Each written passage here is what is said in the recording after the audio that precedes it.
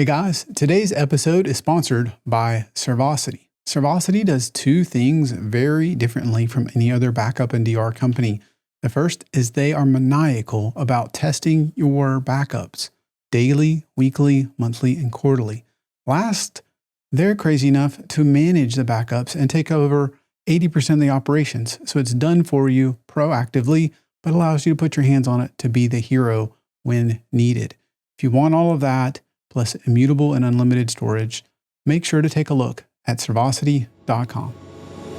You know, if your goal is to sell the business, being a key man is a lot of times considered a negative.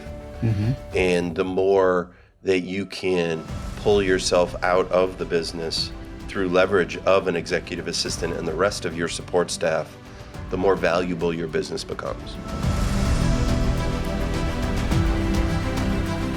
Hey guys, Damian Stevens, host of MSP Mindset. Have you ever been frustrated because you're not getting enough done and you're working all the time? Join me as I talk with Ethan Bull, the author of The 29-Hour Workday, and we talk about how you can win back your time, have so much less to do, and get more done.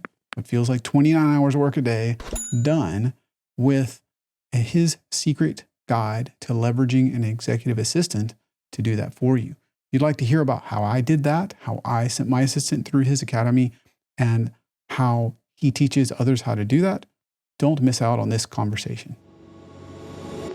So I want to talk about that because you've been an EA, you run a business now, training EAs. But before we get into some of that, I wanted to figure out, or when did you start to think about, I need to write this book? Right, you wrote the book, The 29-Hour Workday. When was it first became an idea? Well, my wife Stephanie is also a career executive assistant. Our business is, our main business is providing fractional remote executive assistant support to business owners, entrepreneurs, non-executive board directors. And we can talk about that. The training company, the ProAssisting Academy, is an offshoot of our main business. And we wrote the book because we felt it was a really good use of our time, our knowledge that aligned with our business in a way that allowed us to put the instruction manual down on the table for how someone can really leverage their assistant and how to think of that support, how to find the right assistant, how to know what's inbounds and out of bounds in terms of how to view their support. I'll give you a sneak peek. Not many things are out of bounds, depending on the relationship that you form. So it was aligned with our business interests and in terms of, sharing that knowledge. I mean, that's kind of what it's all about. Probably why we're here right now. Yeah. So I've read the book. I enjoyed it. It's helped me and my amazing executive assistant, Jordan. Definitely recommend it.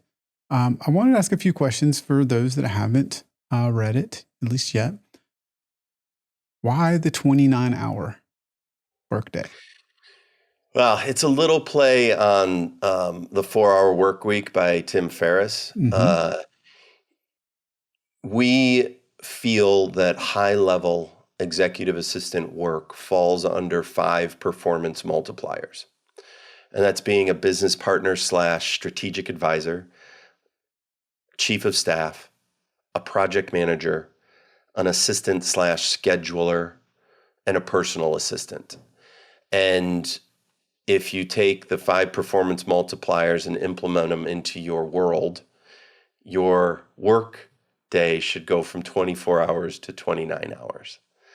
And I know workday is 9 to 5, but if you're a business owner, as I am, I know that I am consistently thinking about the business and even dreaming about it. So there you go. Let's dig into this a little bit. I will confess, I built my first business. I built this business all these years. And I thought, I don't need like an executive assistant, right? I had all these, I can do it myself. I'm not too good for it.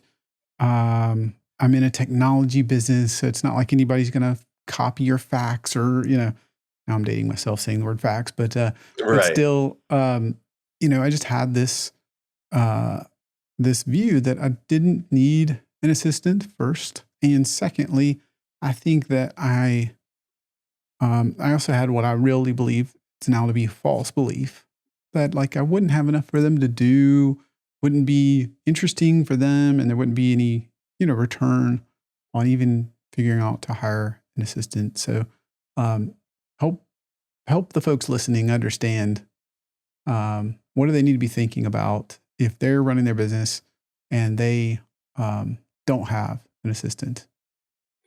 Well, I mean, we can go two roads. We can go down the dollars and cents road, or we can go down the quality of life road. Mm, So the dollars and cents is pretty simple. If you're running a business, you at the end of the year, you sit there and say, okay, um, you know, this was my free cash flow, you know, post EBITDA. I don't really buy, I'm more in the Warren Buffett camp. I don't really buy into EBITDA. It's just what's your free cash flow? hmm Uh, Divide that by 2,000 hours, and that's kind of your hourly rate hmm as the business owner. And so anything you can get done, or if something's taking you 15 minutes, and you take your hourly rate and divide it by four, that's how much you're paying to do that. Um, and so being able to bring someone in that you know, like, and trust, who can take that off of your plate, how much do you need to do before you cover the cost of compensating that person? It's hmm pretty straightforward. Um, Now, if you look at it on the quality of life side, it's how many of those things get bumped down the priority list. Still need to happen, but they continually get bumped just because you don't like doing them, or they've become so big that you have to do it in chunks and it takes a long time. And um, you know, in that respect, it's more along the lines of you're running this business to live a great life. hmm Uh, so bring someone in who can give you that time back.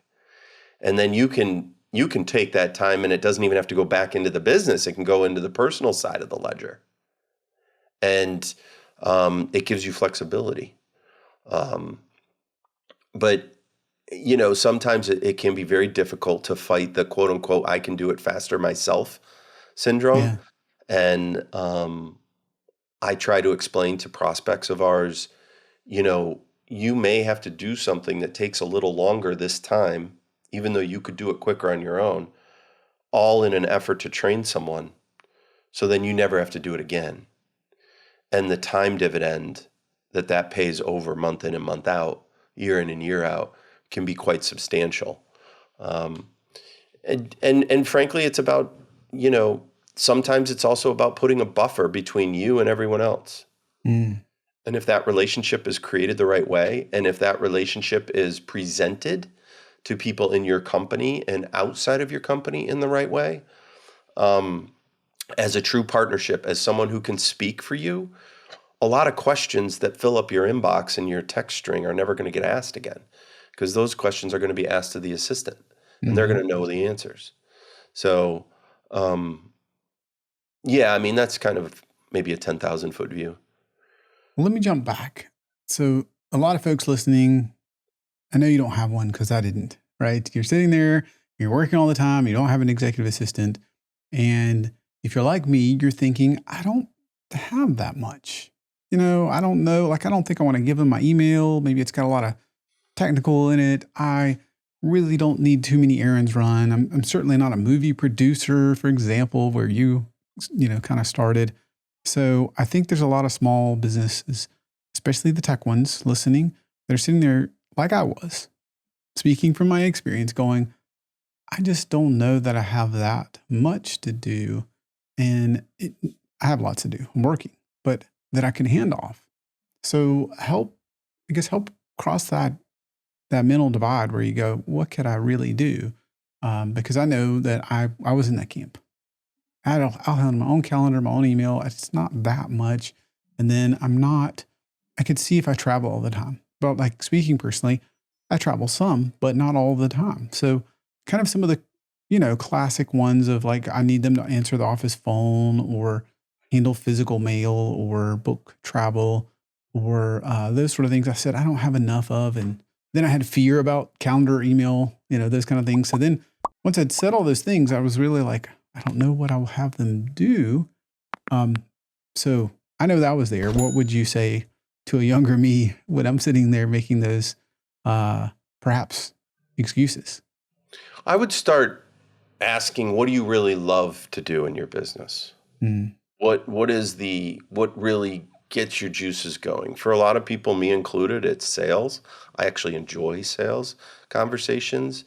Um, it's strategy, and it's that higher level thinking. So by looking at your calendar, thinking about a week or a month, and looking at the things that fall under the column of that zone of genius or what you really enjoy doing, mm-hmm, and those things that don't fall under that column but still have to get done and are your responsibility. mm-hmm. And then deciding if there's enough. And can you get over that hump of the quote unquote I can do it faster myself mentality? And what are your thoughts on, um, for example, we don't have much mail. I'm not doing a lot of travel. So really I was like, I can use a technology tool for my calendar for booking. I can just do the emails myself. Speaking of somebody who has amazing executive assistant that now handles my calendar and my email, what would you say to folks that are keeping all that to themselves when maybe because like you said, that's not my zone of genius. Organizing things in general, not my zone of genius. Handling emails and the calendar, I know how to do it. I'm not the best at. It doesn't give me energy. Doesn't give me joy. Right. So, what would you say? Well, I would say email is a very personal thing. So in our business, about 50% of our clients have their assistant in their email and 50% don't. And of those 50% that don't, we sometimes step in and say the assistant is not allowed to be in your email because we have clients who are non-executive board directors and are dealing with confidential information about, publicly traded companies. And so having a line in the sand on those kind of things is very important. But even taking a step back before that, it's, you know, do you feel comfortable with this person of Mm, actually stepping in and handling that for you? I actually know Jordan, your assistant, and she's fantastic. So, mm-hmm, um, I, you know, but I would say that, the first week working with her, you don't know her from a hole in the wall. yeah. So, what happens normally in the relationship is that either you have an executive or a business owner who's used an assistant before and just jumps right in like it's, 85-degree pool weather or pool water, jumps right in, just knows where they're wanting. And then you have the other one who's never had an assistant before. Mm-hmm, And so it's it's going to take a while. It could take a month, it could take 3 months, but if you're partnered with a high level executive assistant who's done this for years, worked with many different principals, they will onboard you just as much as you onboard them. mm, And they will encourage you, Damien, you don't need to do that. Why mm-hmm, are you doing that? You know, I can handle that, you know, and the more of those kind of interactions that you have, your brain is automatically going to surface up other instances of things that you don't have to do. mm-hmm, And as you grow a company, you have employees yeah. and you have people who need to go through an onboarding process. You have benefits. You have, you know, As a small business, you send out invoices, you track payments, you know, that executive assistant can be the good cop, to your Hmm. bad cop. They can be the buffer. They can be the good cop, bad cop. They can provide that little nudge to people to make sure that they're moving in the right direction on those objectives, or getting you, the principal, the information you need. Um, so you got to be ready for it. You got to be open to it.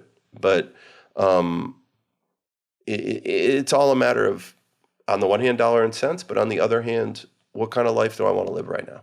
Yeah. Yeah. To not be a slave to your business, have some quality of life and time.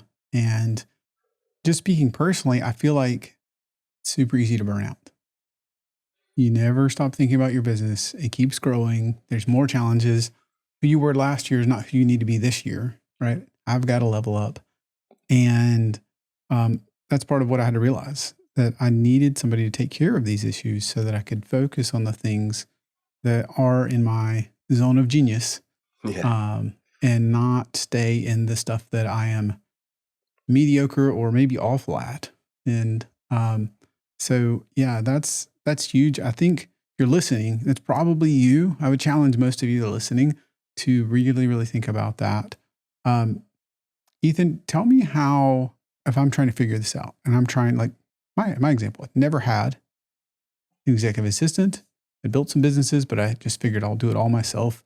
And when I say that, I mean I'm hired for, software development or project management or technical support or even financial roles. Like, so I hired people, but I never hired an executive assistant. So if you're me, if you're listening, you sound like me, what kind of advice would you give to how I um, start to think about finding the right executive assistant?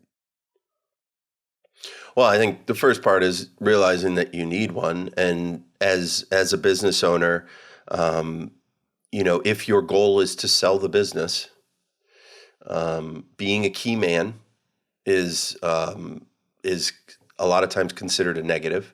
Mm-hmm. And the more that you can pull yourself out of the business through leverage of an executive assistant and the rest of your support staff, the more valuable your business becomes. Um, so starting there, um, determining what is the right level of support for you now, um, because there are so many options. Mm-hmm. You, you know, Tim Ferriss's book, The 4 Hour Work Week, came out in 2007. And all the rage was hire a $5 an hour executive assistant from overseas, let them run your $1 million business and work 4 hours a week. Right. That still exists. Those options are still there. And they can, if they work for you as a business owner, I think that's fantastic.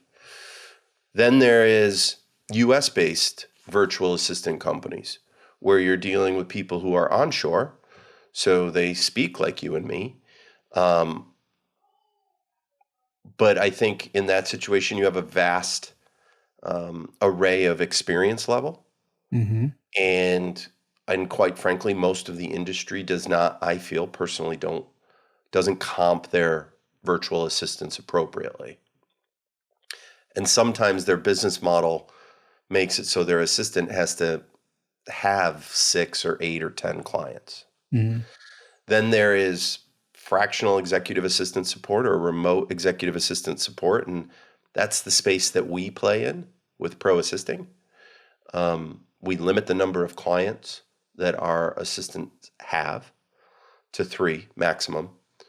And we don't charge by the hour. We charge a flat retainer rate, and we pass 80% of that on to the assistant. So we're basically like their agents, if you will. Mm. There we get a very high level of assistant, and for 1/3 of their resources, currently the starting price is $3,000 a month. So that's not insignificant. And then you go a step from that and you can have an office assistant or a full-time assistant. Mm-hmm. And then you can have a full-time executive assistant. And so for someone just starting out, there's a whole plethora of options that they get to research and compare that against how they envision this person fitting into their workflow, and then make a decision. So the you know the options are immense, and I think when the iPhone came out, and then you have the emergence of SaaS products, and you have the a lot of work happening in the browser as opposed to on an operating system, so it didn't matter about Mac and PC. Those things were all screaming at us in 2017 when we were thinking about launching our business. Mm. And it was telling us that we could do what we do at a high level remotely. And it was platform agnostic. I Do what can you did before in person and now do Correct. remotely. Okay. Right. I mean, leveraging things down to TaskRabbit for in-person stuff or what have you, and then also getting the work done and being platform ubiquitous, and it doesn't matter if a client's on an Android or an iPhone or a PC or a Mac. Our assistants fit right in. And so seeing all that kind of made us realize, whoa, that's huge. Mm-hmm. I will go back to like 2005, 6. I was at the ad agency working for Fred. And I go into the IT office, and I had my guy. He was my guy in the IT office because I would come running, Fred would need something, and he would just jump on it and get it done. And I go in there one day, I say, "Hey, Jose, what's going on?" He's like, "Hey, I'm leaving." Oh I'm like, no. "What? Like, you're leaving? What do you mean?" He's like, "Yeah, I'm leaving." I'm like, "No, no, don't go. What are you doing?" And he's like, I'm gonna go start my own business. And Deutsch is gonna be a client of mine, and I'm gonna work from my living room." I'm like, "What?" All right. And this was in 2006. And I was like, "Oh man." I wished him the best, of course. But I walked back to my desk. I'm like, "I'm never going to be able to do that. Mm. I'm like, that's never going to happen to me." And then now here I am. All right. So I think about that, and the pace of technology and how quickly it's changed and what it allows for. And then with COVID and the pandemic, it sped up the understanding that work's possible. It wasn't a huge inflow of work to us, but I didn't have to explain remote work anymore. Right. And I don't buy into many black and whites in life. Everything is a shade of gray. And in office, remote, hybrid, I think should be implemented in all companies, however you want to do that. So I do take a little umbrage with the Jamie Dimons of the world. He's the CEO of JP Morgan Chase, who says, "No, everybody's coming back into the office," and Elon Musk saying remote work never works. And Mm-hmm. I'm sitting here saying, hold on a second. The BlackBerry was released in 2000 or 1999, and we were working remotely. I was Mm-hmm. I was answering emails in line at a Starbucks in 2007 when I got my iPhone, but Stephanie was in finance. They were handing those things out like Tic Tacs. Mm-hmm. And I'm like, "So you never want me answering an email at 9 o'clock at night. You never want me answering an email or moving a meeting around at 3 o'clock on a Sunday. Really? Are you sure?" Because we weren't getting compensated for that before. Mm-hmm. Our comp never changed, Yeah. you know? And now you're telling me that remote work doesn't work and everybody's got to be in the office. I get it. they're speaking to a large audience, but I think it's a little tone deaf around the idea that, it has to be one way or the other. I think it's role specific. I do think it's company specific. But yeah, I'll get off my soapbox now. If I'm listening, help me understand. Like you laid out virtual $5 an hour overseas, all the way to, your company, perhaps, I don't know if it's in the middle exactly, but somewhere in the middle, and from a dollars and cents perspective, all the way to full-time executive assistant, only working for me. How do I even figure that out? If I'm listening and I go, I'd like some quality of life. I really could get more done. I think I could make this work. And I know a lot of entrepreneurs they're in that same spot. They go, I don't know what to do. Like part of the problem are there too many variables, too many options. And I think a lot of us, we just say, well, let's just dip our toe in and I'll get the $5 virtual person. And if that doesn't work, then I can't make anything else work, which I think is not true. I hear that a lot. Yeah. A lot of people come to us because the virtual assistant options, both onshore and offshore, haven't met their needs. I find a lot of that has to do with the availability of the assistant and the turnaround time on communication. And since we limit the number of clients that our assistants have to a maximum of 3, and they're working Monday through Friday, 9 to 5 for you, they're in and out of your business many times a day, doing work and as needed and feathering in with other work. So, I think the problem is that the assistant role, whether you're talking administrative assistant or executive assistant or, office assistant, the thing is I've seen an administrative assistant work at the level of a 6-figure executive assistant. And I've seen a 6-figure executive assistant only work at the level of a low-level admin assistant. And it's a utility player. And so there are so many different directions you can go with great support that it can become overwhelming or paralyzing. Mm-hmm. We were mentioning before, your executive assistant can have some HR functions. They can have some office management functions. Mm-hmm. They can have some IT functions. They can have some payroll functions or bookkeeping functions. Mm-hmm. They can have some personal assistant support functions. So when you present a plethora of options to someone, a lot of times they pick nothing. Mm-hmm. And it can become overwhelming. And so for us in our business at $3,000 a month for 1/3 the resources of an assistant, our assistants are those 6-figure assistants that you get access to fractionally. I like to tell clients, look, you really need to be doing north of $500,000 a year in revenue to justify bringing on a $3,000 a month assistant. Mm-hmm. Just from a dollars and cents balance sheet perspective. But if that's the kind of business you're running and you're north of $500,000, they will find things to do. And the other thing is that we kind of try and take time off of the table. Obviously, time is a part of what we do, but there is immense value in the exclusivity, knowing that you're only sharing an assistant with 2 other people max. And there's even more value in the legacy knowledge and information that Mm-hmm. builds up inside that assistant Mm-hmm.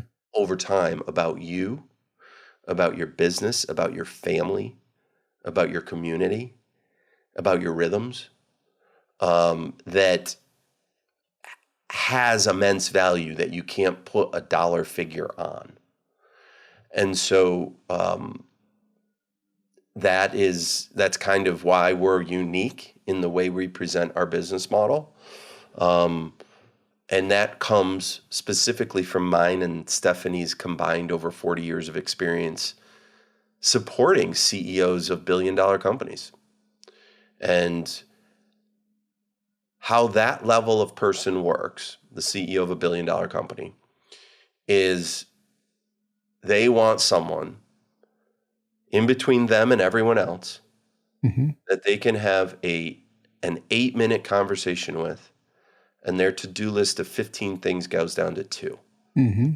And the thing is, those 13 things that the assistant is doing covers their family, covers their philanthropic giving, covers their art collection, covers speaking with their attorney, covers sitting in on a board meeting that they're a part of, covers anything in between. And so that's where they get leverage. And,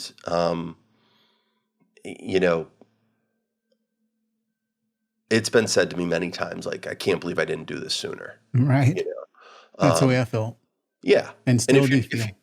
and if you're running your business successfully, and you do have the space in the balance sheet, you will find spots to leverage that support that will pay dividends. Absolutely.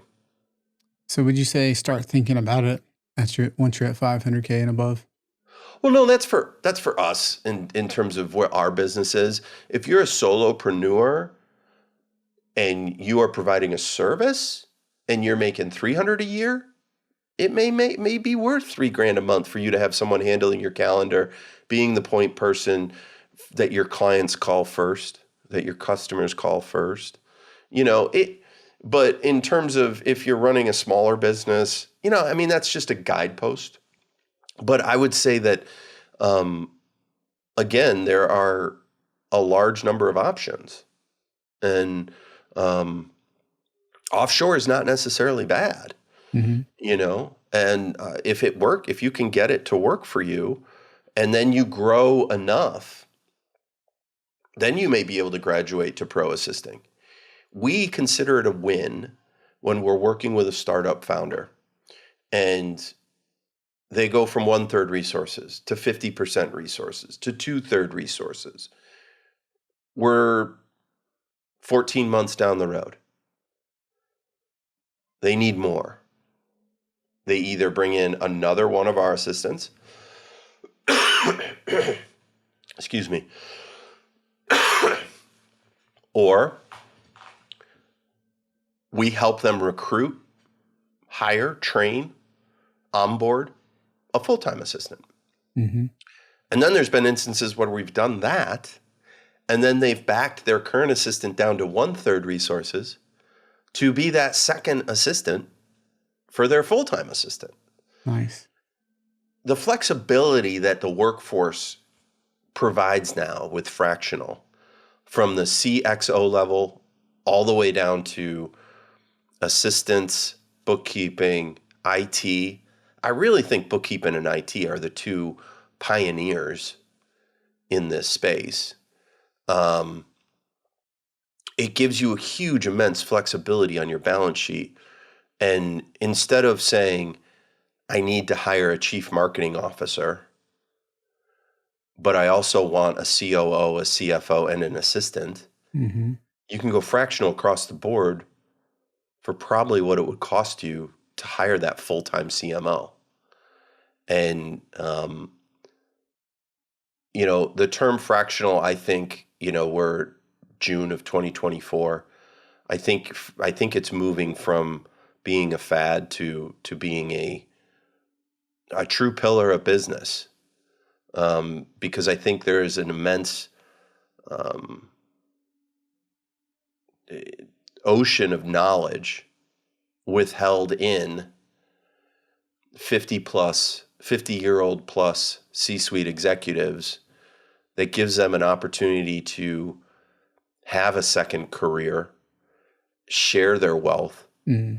and the internet wipes the lines on the map away.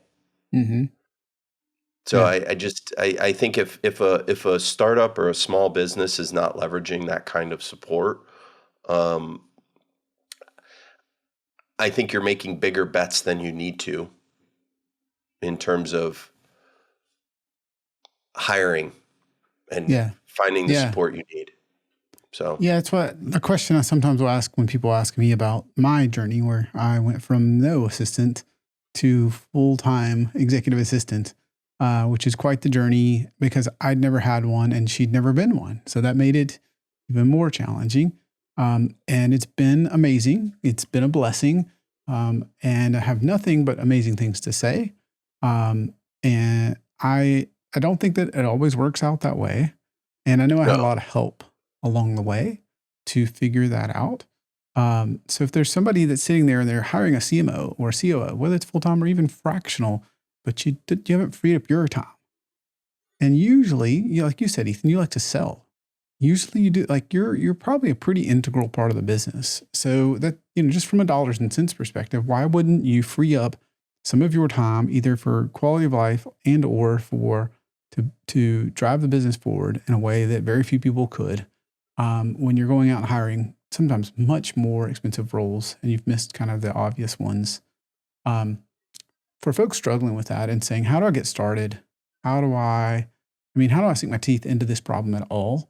Where would you recommend they go? Read your book, other resources. What else would you say, how do I figure out this assistant thing where, the whole part of it? there's an amazing Harvard Business Review article that talks about your first hire should be an executive assistant. Um, Mm, it's, being on the sales side and talking to business owners, entrepreneurs, high level executives about their need for an executive assistant, it really is, it comes down to sales 101. Unless the pain is enough that you feel like you have to get rid of it, you're usually not going to make a move mm-hmm, and you're not going to make a change. mm-hmm, Um, some people have that innate knack to be forward looking and envision themselves 6 months or a year down the road with an executive assistant drinking Mai Tais on the beach. Um, but a lot of people don't. mm-hmm, And um, I when I say I like sales, it's a consultative sale.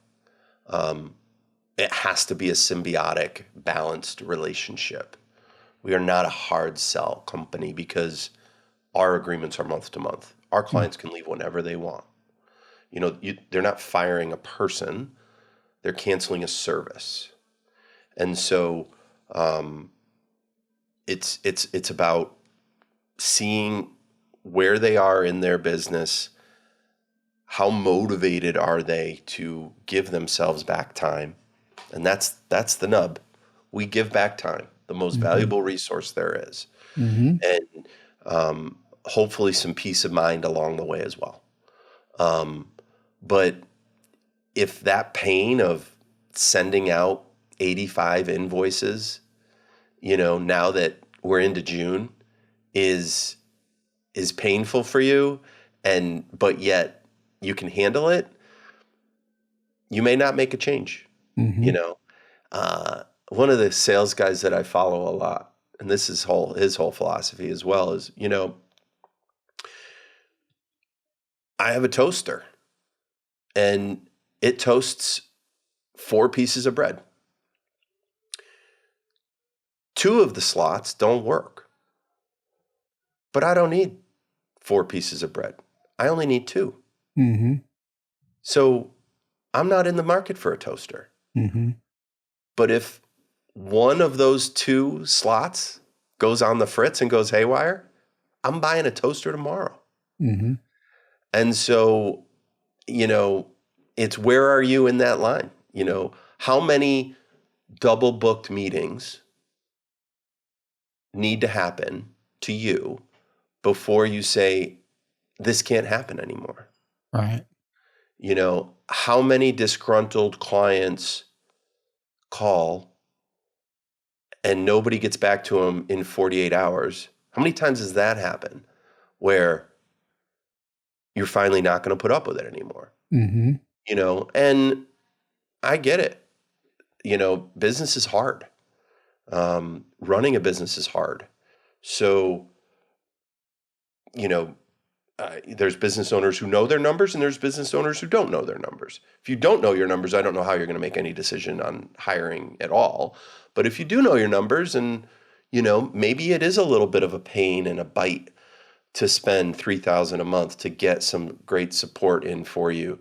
But there can also be some accountability there as well. Mm. Now that I'm paying for this, I'm going to use it. And then if the assistant is good, they're going to show you how to get your money back.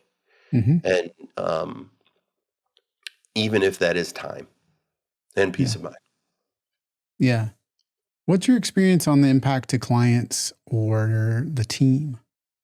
What do I you can mean? speak from my personal experience that it's been just what you said, like in the last 24 hours, I was in a meeting and it was a prospect and they called. And so, Jordan reached out and just said, hey, he's in a meeting. Can we, how about this time or that time? Can we, just in the day of the voicemail, you move on to somebody else. You go to the next thing.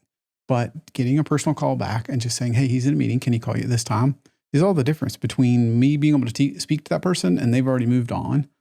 The other thing that surprised me, because I'm new at this, is the team. My team is just like, this is so much better. We can get more done. We have more clarity. We don't have to wait till, we see you only this often to finally get an answer to a question, or there's so many things she can unlock and do for them, even though she's my assistant. She can pour back into the business. Yeah. And so, what I've learned, Ethan, is I think she's in no danger of this. But if I were to not have an assistant anymore and say, oh, I'm not going to do that, I think the team would be like, are you crazy? Be with pitchforks. So is that at all normal, that kind of impact to a team or the clients?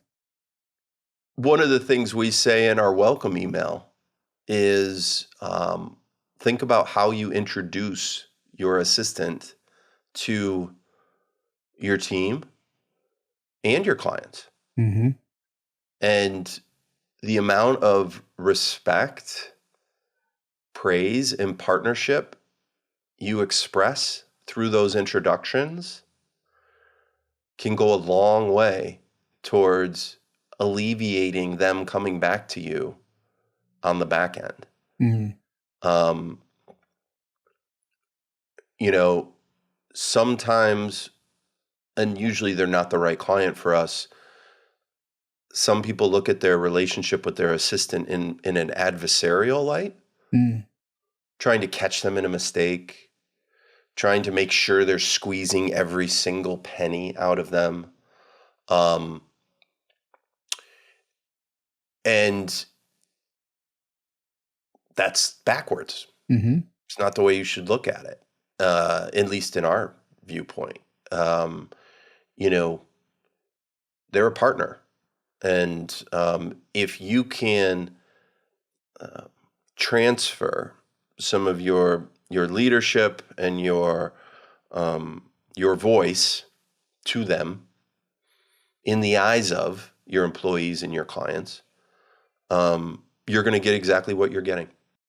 So I think this has been amazing, Ethan. I feel like I could do this all day, but to be a good steward of your time, I won't.